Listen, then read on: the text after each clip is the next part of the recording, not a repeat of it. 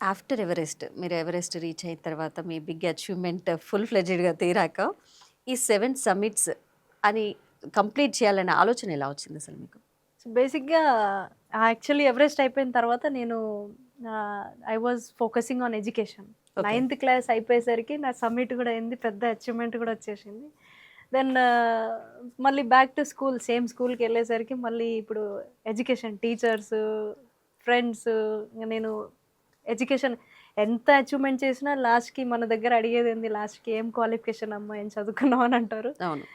So, ఆహ్, అప్పుడు SSC ఇంకా బోర్డ్ ఎగ్జామ్స్ కాబట్టి నేను ఎడ్యుకేషన్ పైనే ఫోకస్ చేయడం చేశాను దాని తర్వాత. ఓకే. దెన్ ఎస్ఎస్‌సి అయిపోయిన తర్వాత నేను మళ్ళీ మా కోచ్‌ని కలిసాను. కలిసిన తర్వాత అడిగాను నెక్స్ట్ ఏముంటుంది sir? I wanted to climb next mountains climb చేయాలనుకుంటా అంటే 7 సమ్మిట్స్ గురించి చెప్పారు. నీకు ఇంట్రెస్ట్ ఉంటే చేయొచ్చమ్మా అని. ఓకే. నేను సెడ్ ఓకే.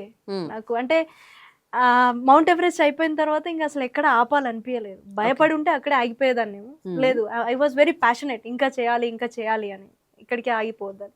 దెన్ సార్ గూడా సపోర్ట్ చేయడము, ట్రైనింగ్ ఇవ్వడము, గైడ్ చేయడము. దెన్ నేను ఎడ్యుకేషన్‌తో పాటు స్కూల్‌లో ఎట్లాగో మనకి పీటీ టైమ్ ఉంటుంది. మార్నింగ్, ఈవినింగ్ ప్రాక్టీస్ చేసుకోవడం, స్కూల్ డేస్‌లో లైక్ కాలేజ్ చూసుకోవడం. దెన్ హాలిడేస్ ఎప్పుడైతే గ్యాప్ వస్తుందో ఆ టైంలో నేను మౌంటైన్స్ క్లైంబింగ్‌కెళ్ళిపోయాను. కిలిమంజారో, ఎల్బ్రూస్ అట్లా Aconcagua, okay. Vinson, Carstensz Pyramid, Mount Denali. So, ఇట్లా ఓకే. లైన్‌గా ఒక్కొక్కటి అంటే ఇది ఇంత టైంలోనే చేయాలి అని ఏం పెట్టుకోలేదు.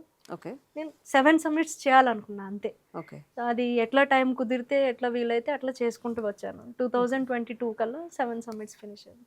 Again every mountain is different. Okay. Every mountain is different. Different challenges ఉంటాయి. డిఫికల్టీస్ ఉంటాయి. ప్రతి ఒక్క మౌంటైన్ ఒక్కొక్క లెసన్ నేర్పిస్తుంది. ఓకే. సో, అట్లా. సో, అట్లా అది 7 సమ్మిట్స్ డ్రీమ్ అనేది ఫుల్‌ఫిల్ చేసుకున్నాను. ఓకే.